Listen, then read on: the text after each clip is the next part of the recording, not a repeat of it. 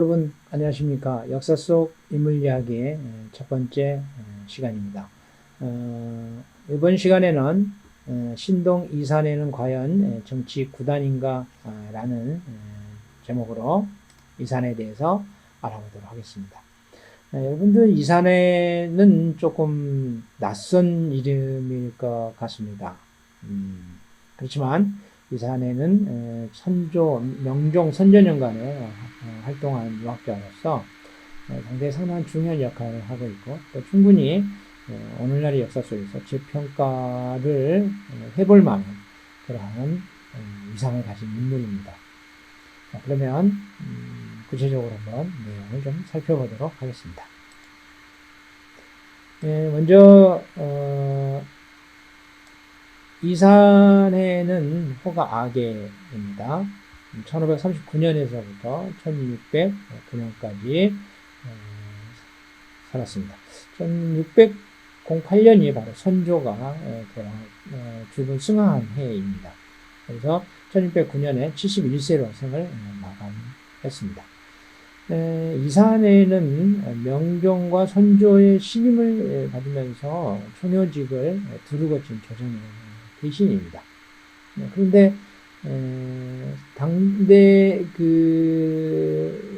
당대에서 굉장히 중요한 역할을 했던 인물이고, 또 당대 평가도 굉장히 높았던 인물임에도 불구하고 후대에 이산해라고 하는 인물이 역사 속에서 적용받지 못한 데에는 아마 광해조와 관련된 부분을 우리가 추정해 볼 수 있습니다. 광해조는 여러분이 잘 아시듯이 조선 역사에서 인조반정으로 실권을 하여 왕이 되지 못한 임금이기 때문에 그 정권에 참여한 유신들의 이른바 부역자로 낙인이 찍혀서 부정적인 평가를 받고 있습니다. 바로 광해조의 실정과 폐륜에 적극 가담한 당파가 바로 대북인데요. 이산해가 바로 대북의 영수였습니다. 참고로 그 선조 년간에 살인들이 적극적으로 이제 중앙 정치계로 진출하게 되죠. 그러면서 분당이 이제 일어나게 되는데, 최초의 분당은 이제 동인과 서인으로 갈리게 되고, 또 서인은 노론과 소론으로 갈리게 되고, 동인은 남인과 북인으로 이렇게 또 갈리죠. 북인은 다시 소북과 대북인데, 광해조 때에 정권을 좌지우지했던 당파는 바로 대북 파파가 되겠습니다. 따라서 광해조가 인조반정으로 물러나게 되고 패정이 되고 그럼으로 인해서 그 대북 당파 또한 역사 속에서 묻히게 되는 것입니다. 물론 이러한 과정을 통해서 이산해 또한 역사 속에서 묻히지 않았을까 충분히 추정해 볼 수 있습니다. 갈라선 친구들이라고 제가 이야기를 했는데요. 여기 보시면 이산해, 이이, 정철 이렇게 있습니다. 이이와 정철은 1536년생으로 동년생입니다. 이이와 정철은 굉장히 정치적으로는 학문적으로 많이 밀접한 관계를 유지하고 있습니다. 여담으로 정철이 예술가잖아요. 예술적인 그 기질이 있습니다, 확실히. 물론 강직하고 굉장히 또 뭐라고 그러죠? 또 그런 부분들이 있긴 한데 예술가적인 기질이 확실히 있어요. 그래서 도학자 풍보다는 예술가적인 풍이 있기 때문에 약간 어떤 명교적인 측면에서 봤을 때 조금 벗어난 부분들이 있습니다. 그래서 율곡이 그런 부분들 지적을 했던 내용들도 있는데요.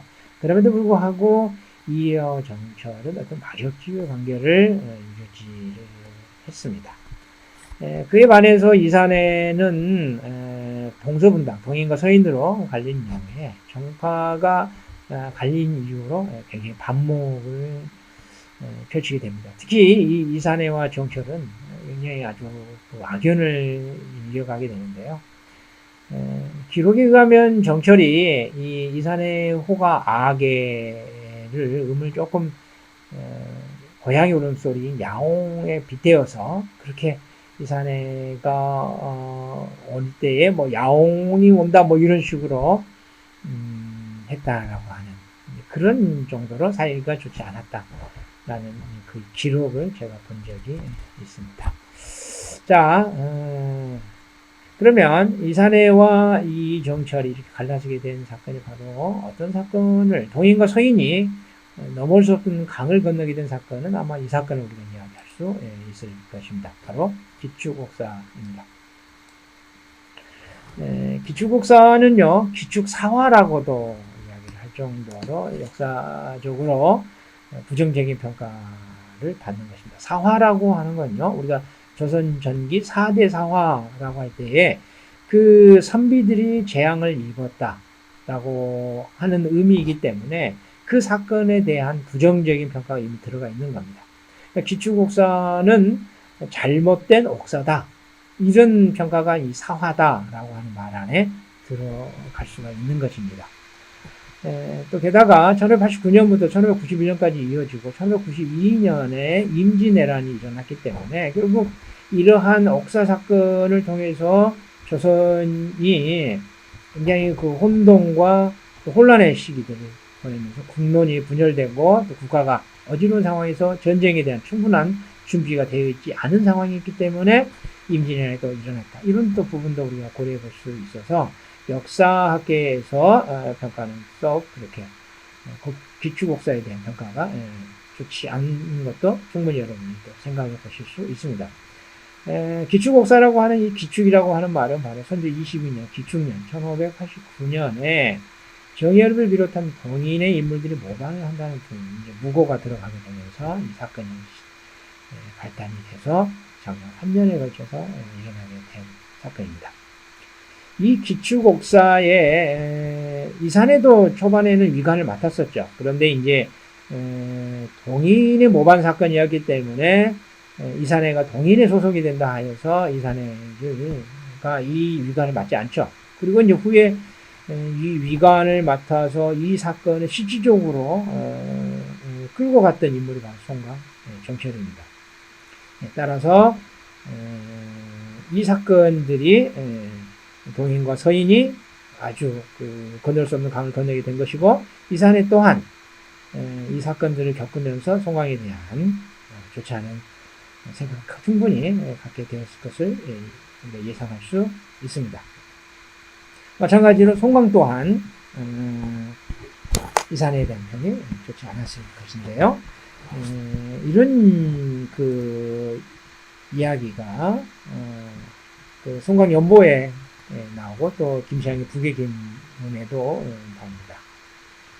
송강연보에 보면은 그 건조 사건을 통해서 이산해가 송강을 제거하려고 했다라고 하는 그러한 기록이 나옵니다. 그 내용을 조금만 좀 살펴보기 전에 먼저 이 건조라고 하는 것이 바로 뭐냐면 왕세자를 세우는 건데요. 굉장히 민감한 사건입니다.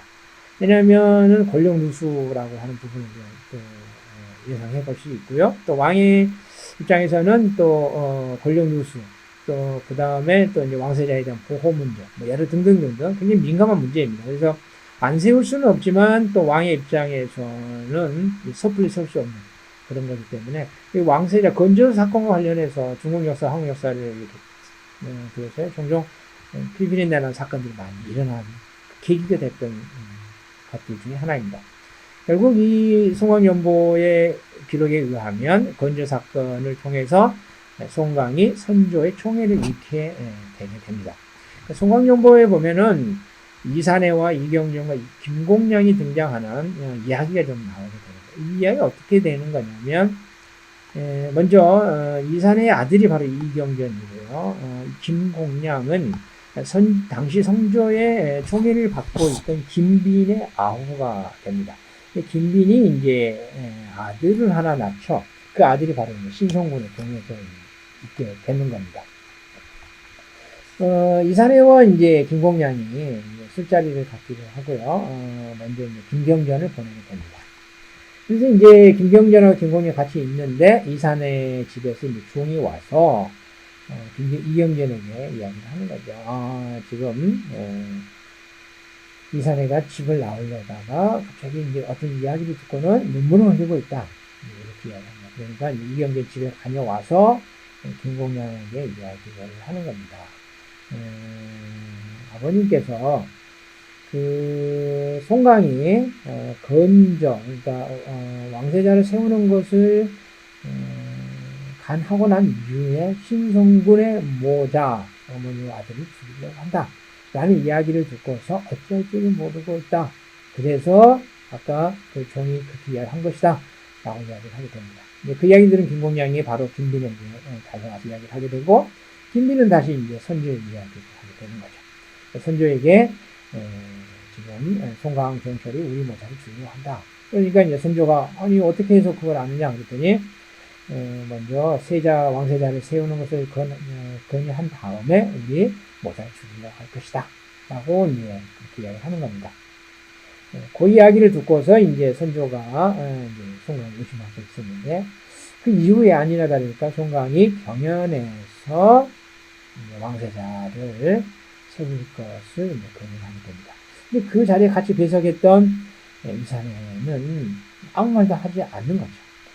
애초에 왕세자를 세워야 된다. 왜냐하면 이제 왕의 나이도 있으니까 세워야 된다라고 하는 처음에 그 제안을 했던 사람이 바로 이사내였거든요. 송강 정철의 유성룡 같이 이야기를 했었습니다. 그랬었는데 정작 송강 정철이 경연에서 그런 이야기를 하니까 이 이사내가 가만히 하지 않았다. 이런 부분들이 있는 거죠. 김시향이 지은 북의 기문에도 그러한 내용들이 실려 있습니다. 그래서 이런 것들을 통해서 우리가 뭘 알 수 있냐 하면은 건저 사건을 통해서 송강이 그 선조의 어떤 신임을 잃게 되는 것이고, 또 그러한 것들이 아주 치밀하게 계획된 이사내의 계략에 의한 것이다. 이런 것들을 봤을 때 이사내의 정치 구단이라고 해야 되는 거 아니냐, 그러한 식의 이야기를 이렇게 되는 것입니다. 근데 사실 이사내에 대한 평가는요, 당파로 나뉘기 전과 나뉘기 후가 평가가 조금 다릅니다. 근데 이제 율곡의 평을 보면 이 두 가지 긍정과 부정의 평이 서로 엇갈려요. 한번 그 율곡이 석담일기를 보면 이런 이야기 나오는 겁니다. 이사내는요, 사람됨이 맑고 신중하지만 기절이 적고 유약하여서 물망을 잃지 않았다 이런 말. 그러니까 사람이 신중하고 근신한 면이 있고, 제주도 명성이 있지만은 기절이 약하고 유약하다는 이야기는 뭐냐 하면, 어떤 안건을 제안하거나 어떤 의견을 제출함으로 인해서 적극적으로 개신하지 않기 때문에 사람들에게 있어서 그렇게 미움을 사지 않는 그런 형이다. 그리고 또 당파로 나누어진 뒤에는 옛날에 친구였던 이유와 정철을 아주 저버리는 것을 너무 쉽게 했다. 이런 또 기록을 하면서 신의가 없는 인물이다. 그리고 이 이사내가 정승이 되긴 하겠지만 재기가 없어서 특별히 시책하는 바가 없을 것이다. 그렇게 이제 표현을 하는 거예요. 근데 이제 그 율곡이 어떤 다른 부분들을 보게 보면 뭐라고 이야기를 하게 되냐면, 이사내가 이조판서가 되었을 때에 이런 이야기를 하는 거예요. 이조판서가 되니까 이제 이사내가 병을 핑계로 이제 나오지 않거든요. 그러니까 이제 율곡이 이사내한테 찾아가서 정사를 맡아라. 그리고는 그 이사내가 이조판서가 되고 나서 정사를 아주 잘해서 청착도 듣지 않아서 세상 풍속을 구할 수 있겠다라고 기록하고요. 또 직접 경연에서 선조에게 이렇게 이야기를 하는 거예요. 이사내가 평소 배설을 할 때는 그렇게 두각을 내는 것 같지 않더니 이조판서가 되어서는 아주 이렇게 잘하니까 몇 년만 지나면은 세상 풍속이 거의 변할 것이다. 이렇게 이제 또 칭찬하는 거죠. 그러니까 그 이야기를 들은 선조 또한 내가 이사내가 재기가 있음에도 불구하고 자신의 능력을 그렇게 드러내는 것이 없던 사람이기 때문에 내가 이덕한 사람인지 알고 있다라고 이야기를 하는 거거든요.